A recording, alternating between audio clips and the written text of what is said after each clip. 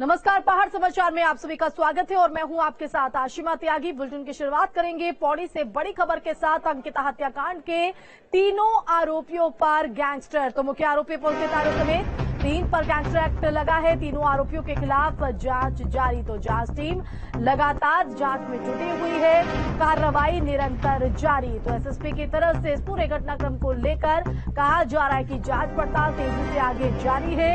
अंकिता हत्याकांड के तीनों आरोपियों पर गैंगस्टर एक्ट लगा है। मुख्य आरोपी पुलकित आर्य समेत तीनों पर यह गैंगस्टर एक्ट लगाया गया है। तीनों आरोपियों के खिलाफ लगातार जांच पड़ताल जारी है। जांच टीम लगातार हर एक पहलू पर जांच में जुटी हुई है। वहीं एसएसपी की तरफ से इस पूरी कार्रवाई को लेकर बयान दिया है कि कार्रवाई जो है वो निरंतर जारी, और अब तीनों आरोपियों पर गैंगस्टर एक्ट लगाया गया है। तो इस वक्त की बड़ी खबर आपको बता रहे हैं। तो अंकिता हत्याकांड को लेकर लगातार जो है जांच पड़ताल यहां पर जारी है, और अब इस पूरे मामले की गंभीरता को देखते हुए तीनों आरोपियों पर गैंगस्टर एक्ट के तहत कार्रवाई अब आगे देखने को मिलेगी। तो अंकिता हत्याकांड के तीनों आरोपियों पर गैंगस्टर एक्ट लगाया गया है। पौड़ी से ये बड़ी जानकारी आपको बता रहे हैं। तो लगातार अंकिता को इंसाफ दिलाने की गुहार चौतरफा जो है वो उठ रही है, और ऐसे में प्रशासन से लेकर शासन पूरी तरीके से गंभीरता से नजर बनाए हुए है, और तीनों आरोपियों की मुश्किल इसी के साथ और बढ़ते हुए नजर आ रही है। गैंगस्टर एक्ट लगा दिया गया है। जांच टीम जो है वो लगातार जांच पड़ताल में हर एक एंगल से जांच में जुटी हुई है। अंकिता हत्याकांड मामले में जो तीनों अभियुक्त हैं, पुलकित आर्य, अंकित व सौरभ, इनके खिलाफ गैंगस्टर एक्ट के तहत जो थाना लक्ष्मण झूला है वहां पे मुकदमा पंजीकृत किया गया है, और उसमें अभी आगे उसमें विवेचना की जाएगी।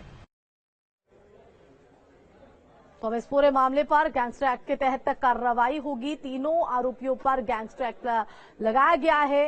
तीनों आरोपियों के खिलाफ लगातार जांच टीम जो है वो जांच पड़ताल में जुटी हुई है। तो वही एसएसपी की तरफ से भी इस पूरे घटनाक्रम की जांच को लेकर कहा है कि कार्रवाई इस पूरे मामले पर निरंतर जारी है, और दोषियों पर सख्त कार्रवाई यहां पर होगी। तो ये वो 3 आरोपी जिन्होंने इस पूरे खूंखार घटनाक्रम को अंजाम दिया था, और अब इन्हें फांसी तक के फंदे पर लटकाए जाने की मांग जो है वो लगातार अंकिता के इंसाफ दिलाने के लिए की जा रही है। और ऐसे में शासन से लेकर प्रशासन पूरी तरीके से गंभीरता से जुड़ा हुआ है।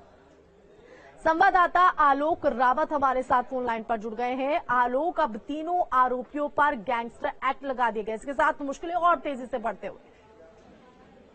जी बिल्कुल, जिस तरह से आरोपियों को पहले ही हिरासत में लिया गया है और कई बार रिमांड में एसआईटी पूछताछ भी कर चुकी है। इसके बाद जो नवनियुक्त एसएसपी पौड़ी में आई हैं श्वेता चौबे, उन्होंने जो तीनों आरोपी हैं उन पे गैंगस्टर एक्ट लगा दिया है, जिससे अब कहीं न कहीं जो आरोपी है उनकी मुश्किलें और ज्यादा बढ़ सकती हैं। कहीं न कहीं न्याय की मांग भी लगातार की जा रही थी अंकिता के घर वालों की तरफ से, तो कहीं न कहीं इंसाफ मिलता हुआ नजर आ रहा है इसलिए।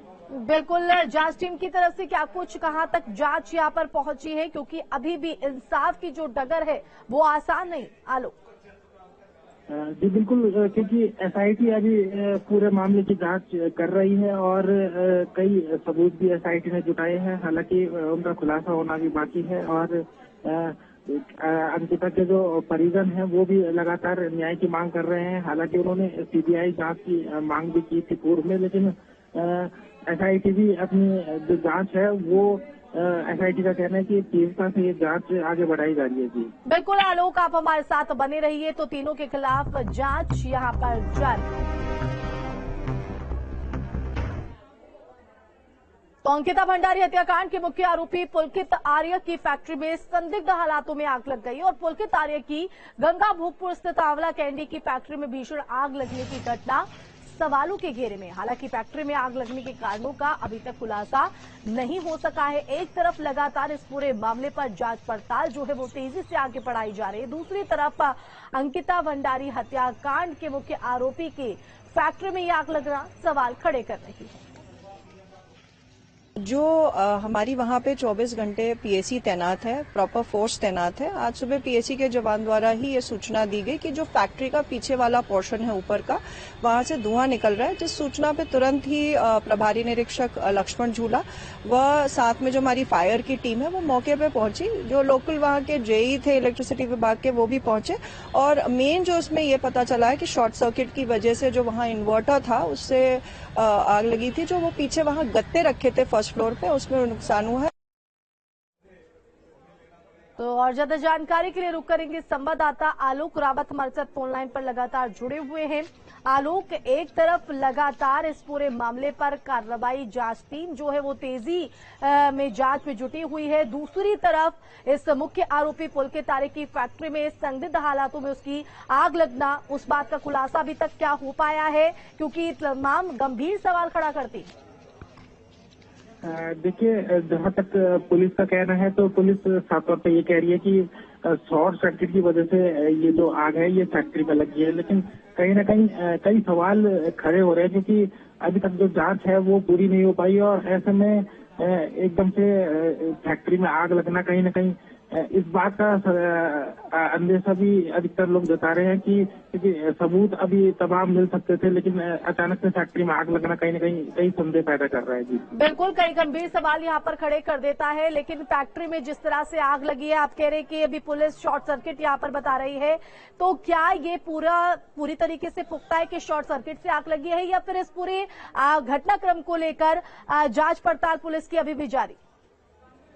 देखिए, अभी जांच की जा रही है। हालांकि पुलिस का दावा यह है कि शॉर्ट सर्किट की वजह से ये आग लगी है, लेकिन फिर भी पुलिस जो है जो फैक्ट्री है उसकी जांच भी की जा रही है। जी बहुत शुक्रिया आलोक तमाम जानकारी के लिए। तो बता दें कि इस पूरे घटनाक्रम पर पुलिस की नजर है, दूसरी तरफ फैक्ट्री में जो आग लगी वो सवालों के घेरे। तो हिमाचल दौरे पर रहे सीएम पुष्कर सिंह धामी। इस वक्त की बड़ी खबर आपको बता रहे, हिमाचल में 3 जनसभाओं को मुख्यमंत्री धामी की तरफ से संबोधित किया गया। चौपाल, पच्छाद और पांवटा साहिब में जनसभा सीएम धामी की। तो बीजेपी प्रत्याशियों के समर्थन में सीएम धामी ने रैली की, वोट यहां पर देखिए अपील लोगों से की गई। तो पार्टी ने हिमाचल प्रदेश में बनाया है स्टार प्रचारक। तो सूबे के मुख्यमंत्री पुष्कर सिंह धामी हिमाचल के दौरे पर रहे, जहां उन्होंने 3 जनसभाओं को संबोधित किया।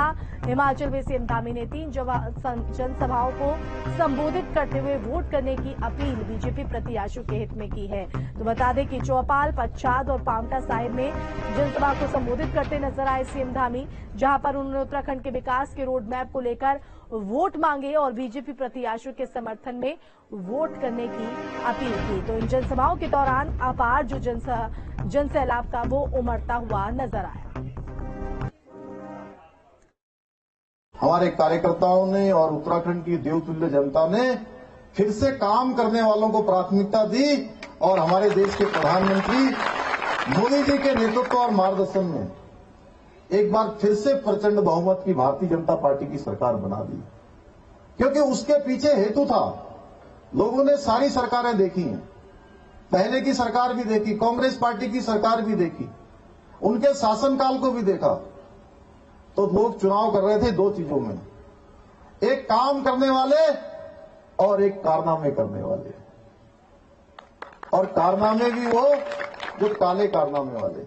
आप लोग अभी नारा लगा रहे थे ना कि झूठे वादे नहीं करेंगे, साफ नियत, सच्चे वादे, यह है भारतीय जनता पार्टी की पहचान है। और जो कहेंगे वो करेंगे। देखिए, यहां हिमाचल के अगर हम विकास की बात करें तो आप लोग काफी आगे हैं। पूरे अभी बलबीर सिंह जी मुझे बता रहे थे कि एशिया का सबसे अमीर गांव बागवानी के क्षेत्र में कहीं है, तो उसका सौभाग्य अगर किसी स्थान को प्राप्त है तो हमारे इसी चौपाल विधानसभा को प्राप्त है। तो उत्तराखंड पुलिस की तरफ से आयोजित देहरादून मैराथन में सीएम पुष्कर सिंह धामी ने हिस्सा लिया और कार्यक्रम को संबोधित भी किया। इस दौरान सीएम धामी ने नशे के खिलाफ लोगों को शपथ दिलाई और 2025 तक उत्तराखंड को मादक पदार्थ से मुक्त कराने का लक्ष्य भी रखा।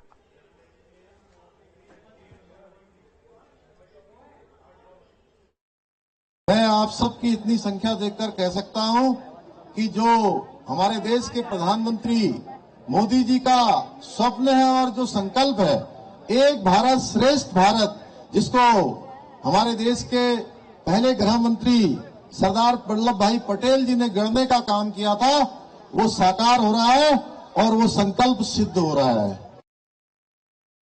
राष्ट्र की एकता, अखंडता और सुरक्षा को बनाए रखने के लिए स्वयं को समर्पित करूंगा और अपने देशवासियों के बीच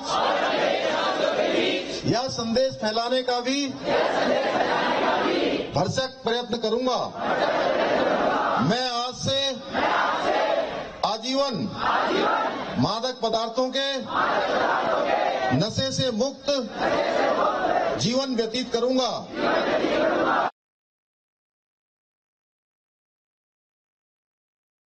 रन फॉर यूनिटी और run for against the drugs, आज ये दौड़ पुलिस विभाग और हंस फाउंडेशन के संयुक्त तत्वाधान में यहाँ पर आयोजित हो रही है।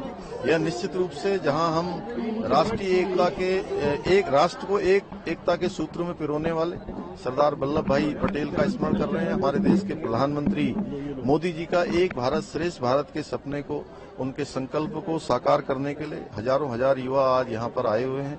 इसके साथ साथ इतनी बड़ी संख्या में युवा हमारे उत्तराखंड के अंदर, जो हम लोगों ने ड्रग्स फ्री उत्तराखंड का जो अभियान लिया है 2025 तक ड्रग्स फ्री का जो हमारा एक संकल्प है, वह भी आज युवाओं की इस मैराथन के कारण से अधिक जागरूकता फैलाने का काम करेगा। सिंह धामी जी और इन लोगों ने ये शपथ ली है कि मेरे उत्तराखंड को, मेरी देवभूमि को नशा मुक्त और एकता के सूत्र में ऐसा बांध दीजिए जैसा नाम है देवभूमि। देवभूमि में कौन होने चाहिए? देवता होने चाहिए। अब अगर देवता होने चाहिए तो देवता तो ऐसे काम न करें जैसे दैत्य कर रहे हो, जो अपना ही नुकसान कर रहे हो, अपना ही हाथ काट रहा हो, कोई अपना ही पैर काट रहा हो। ऐसा तो होना नहीं चाहिए। और देहरादून से बड़ी खबर है, सिमधामी ने बैराज का किया निरीक्षण। तो इस वक्त की बड़ी खबर आपको बता रहे हैं, डाक पत्थर बैराज का स्थलीय निरीक्षण सिमधामी ने किया। देहरादून स्थित डाक पत्थर बैराज का निरीक्षण करते नजर आए सीएम धामी। तो तस्वीर भी आपको हम उस दौरान की दिखा रहे हैं देहरादून से, जहां पर सीएम धामी ने एक एक चीजों को बारीकी से यहां पर जाना और परखा, अधिकारियों से जानकारी जुटाई गई। तो ये तस्वीर आप देख रहे हैं देहरादून से, जहां धामी ने बैराज का निरीक्षण यहां पर किया। डाक पत्थर बैराज का स्थलीय निरीक्षण करते हुए, अधिकारियों से जानकारी जुटाते हुए तमाम अधिकारी उनके साथ मौजूद दिखाई दिए। मेजाखोली ब्लॉक में आयोजित कृषि, औद्योगिक और विकास मेले के दूसरे दिन बतौर मुख्य अतिथि पहुंचे कांग्रेस प्रदेश अध्यक्ष करण माहारा। रुद्रप्रयाग मुख्यालय में मीडिया से मुखातिब हुए। माहारा ने बीजेपी सरकार पर भ्रष्टाचार से लिप्त होने के, गलत कार्यों में संलिप्त होने के साथ साथ सनातन परंपरा के साथ छेड़छाड़ का आरोप लगाया। ट्रिपल एससी में इतना बड़ा घोटाला आया है सामने, और जिसमें जिस तरीके से जमानतें मिल रही है, इससे लगता है कि केस को बहुत मजबूती से सरकार ने प्रस्तुत किया, प्रशासन ने प्रस्तुत नहीं किया, और उसमें कुछ ना कुछ अंदर बात जरूर निकल के सामने आएगी कुछ दिनों बाद। दूसरा, विधानसभा में हमने देखा कि जिस तरीके से योग्य उम्मीदवारों को दरकिनार करते हुए, विशेषाधिकार का प्रयोग करते हुए नैतिकता का पतन हुआ है, और बड़े राष्ट्र, बड़े नेताओं ने अपने परिजनों को, अपने परिवार के लोगों को योग्य लोगों की जगहों पर बैकडोर से एंट्री कराई है। ये बहुत ही चिंता का विषय है।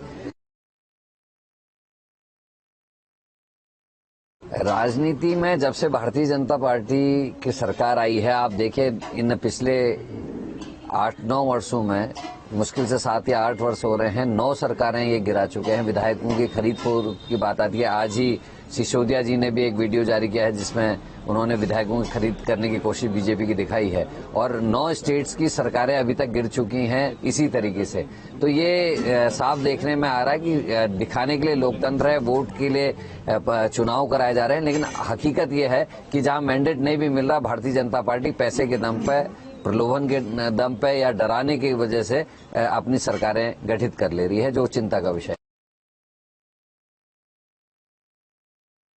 निश्चित तौर पे बहुत ही निराशाजनक है, और मंदिरों के, मठों के जो अपने नियम कानून हैं उनको भी ताक पे रखा जा रहा है। केदारनाथ बाबा के यहाँ जिस तरीके से कैमरे लेके प्रधानमंत्री गए और जिस तरीके के वहाँ के अध्यक्ष जी ने अपने फोटोग्राफ्स गर्भगृह के शेयर किए हैं, निश्चित तौर पर ये चिंता का विषय है। हमारे सनातन धर्म में ये कहा गया कि भोजन और पूजा जो है पर्दे में होनी चाहिए, उसका पूरी तरीके से उल्लंघन है। और भोले बाबा के यहाँ तो कोई भी जाए, भगवान केदार के यहाँ कोई भी जाए, याचक के रूप में जाता है, आशीर्वाद लेने जाता है, उनसे बड़ा कोई नहीं हो सकता। और जिस तरीके से बाबा केदार को लेकर अपने आप को महिमा मंडित करने की कोशिश की है, निश्चित ही से सनातन धर्म को नुकसान हुआ है। तो हल्द्वानी में 2 दिवसीय जोहार महोत्सव का आयोजन किया गया। जोहार घाटी के लोगों की तरफ से आयोजित इस महोत्सव में भारी भीड़ देखने को मिली। आपको तस्वीरें दिखाते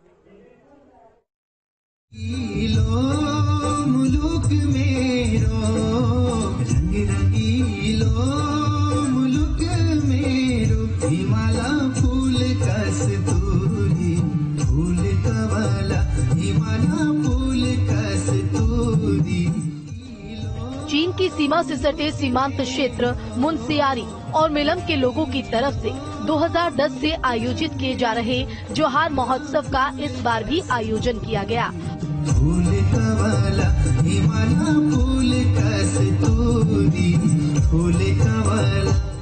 महोत्सव में रंगारंग कार्यक्रम प्रस्तुत किए गए। स्थानीय कलाकारों की रंगारंग प्रस्तुतियों ने लोगों के मन को मोह लिया।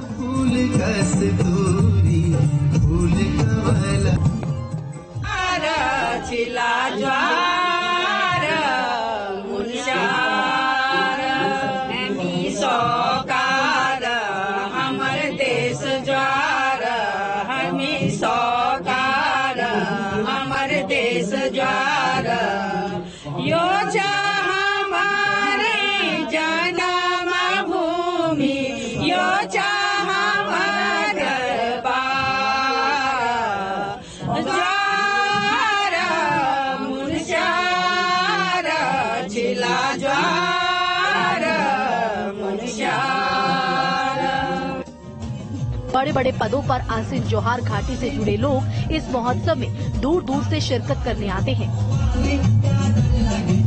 साल के जोहार महोत्सव में काफी उत्साह है और हमारे मुख्य उद्देश्य हमारा अपनी संस्कृति को अक्षुण्ण रखना और अपने धरोहर को सुरक्षित रखना है, जिसके लिए हमारे दूर दूर से यहाँ पे स्टॉल लगाने आए हैं।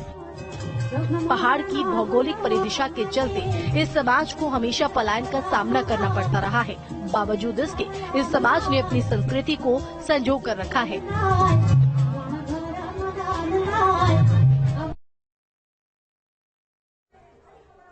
तो कानपुर में कुमाऊं संघ की तरफ से सांस्कृतिक कार्यक्रम रंगीलो कौलिक का आयोजन किया गया। लाजपत भवन मोती झील में आयोजित इस कार्यक्रम में विशिष्ट अतिथि के तौर पर डॉक्टर संजय काला, डॉक्टर जगदीश सिंह रावत ने शिरकत की और दीप जलाकर कार्यक्रम का शुभारंभ किया। कार्यक्रम में उत्तराखंड से आई बिहान सामाजिक और सांस्कृतिक संस्था ने देवभूमि की संस्कृति पर आधारित रंगारंग कार्यक्रम की प्रस्तुतियां भी दी।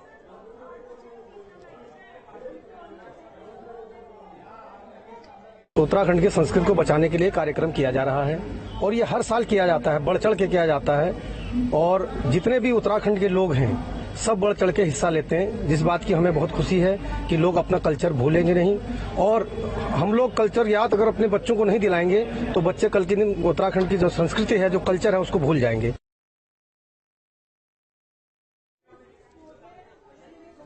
तो इसी दौरान की तस्वीर आप देख रहे हैं। कानपुर में पहाड़ी कार्यक्रम का आयोजन यहां पर किया गया। तो इस दौरान जो प्रस्तुतियां देने वाले कलाकार वहां पर पहुंचे तो उनमें उत्साह देखते ही बन रहा था। वहीं उनके लोक नृत्य, उनकी प्रस्तुतियों के जरिए वहां मौजूद लोगों का इन प्रस्तुतियों ने मन मोह लिया।